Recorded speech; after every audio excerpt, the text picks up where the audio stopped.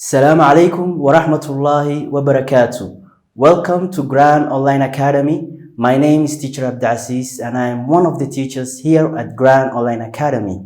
In today's video, we're going to talk about a phrasal verb that's called get out. Get out. So as you know, phrasal verbs can have different meanings or multiple definitions.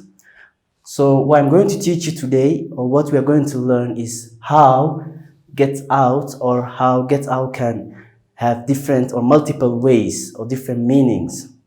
But before I start the lesson, make sure that you give us a like and also share the video to your family and your friends so that they could learn by pressing the share button.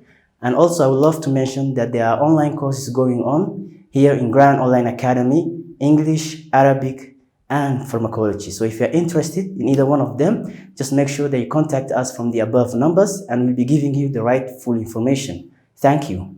So let's get straight to the lesson. So maanta cashirkan waxa weeyaan waa get out, a phrasal verb. Get out. Get out in Somali waxa weeyaan banaanka u baxanba dibid u bax. But in English, there are different ways or there are multiple ways that we could use this phrase, this phrasal verb, get out. The first way is get out is used when you want to leave a place or when you want to leave a place that you're frequently in or when you want to leave a place that you find boring. It's very boring, and you want to leave. Get out. For example, this meeting is boring. This meeting is boring. I hope we get out of it soon. This meeting is boring. I hope we get out of it soon. This meeting was boring. Boring وعاجز. I hope we get out of it. So basically it means it's used when you want to leave or exit or escape a bad situation. That's when you want to use this phrase, and this phrasal verb called get out. The other way that we could use get out is, the second way that we could use get out is when you want to make, when there's an information that it's not supposed to stay secret.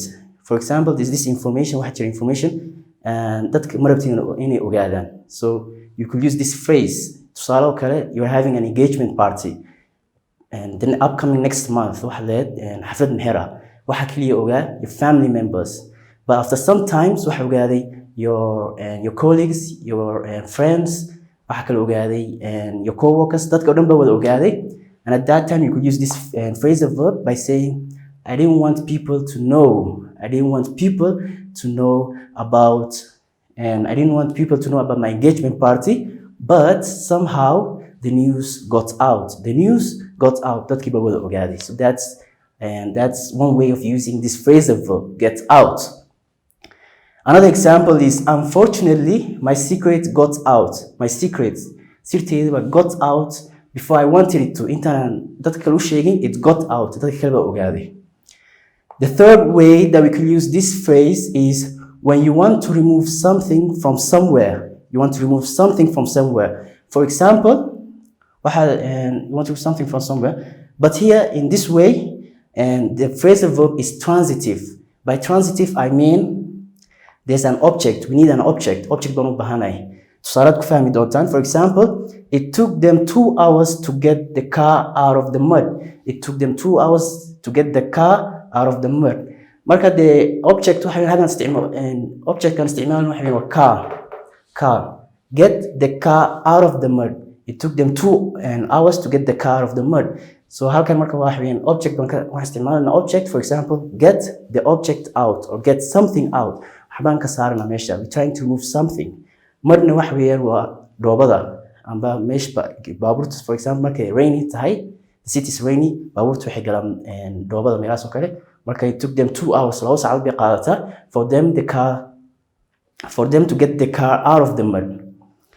The fourth way of using get out, or the final way of using get out, is when you escape a place or when someone leaves a place that is not supposed to leave. But at the end, he managed to leave. For example, the horse got out The horse got out because I left the stable door open. The horse amba faraska wuu baxsaday. He got out, he escaped, he left because sababtu waa maxay? The stable door was open. Stable waxa weeyaan waa where horses are kept. Meesha xerada lagu talagalay fardaha inay joogaan. The door was open marka albaabka ayaa u furnaa, so that's why he got out, he escaped, he left. So the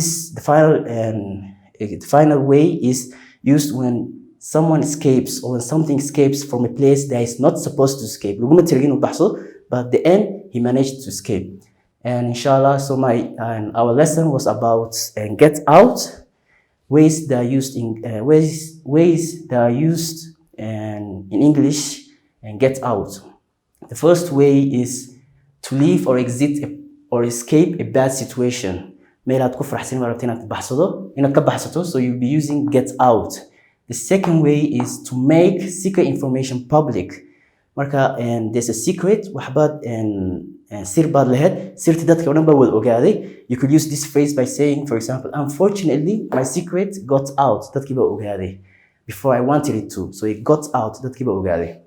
The third way of using this phrasal verb, get out, is to remove something from someone.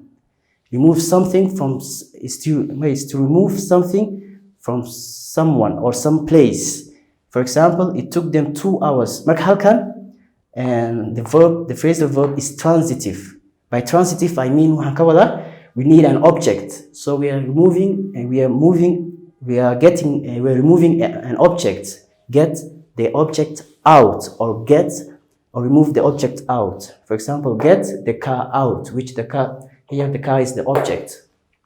The fourth and the final way of using the phrasal verb get out is to escape a place, or someone leaves a place that's not supposed to leave. Meel baa lagu talagalay qofkii wuu baxsaday, he's not supposed to leave. Example, the horse got out because I left the stable door open.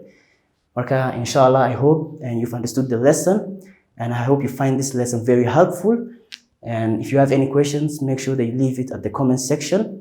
And I would like to inform that here in Grand Online Academy, there are courses going on English, Arabic, and pharmacology. So if you are interested, make sure that you contact us, and we'll be giving you the rightful information. Thank you. See you next time. Assalamu alaikum wa rahmatullahi wa barakatuh.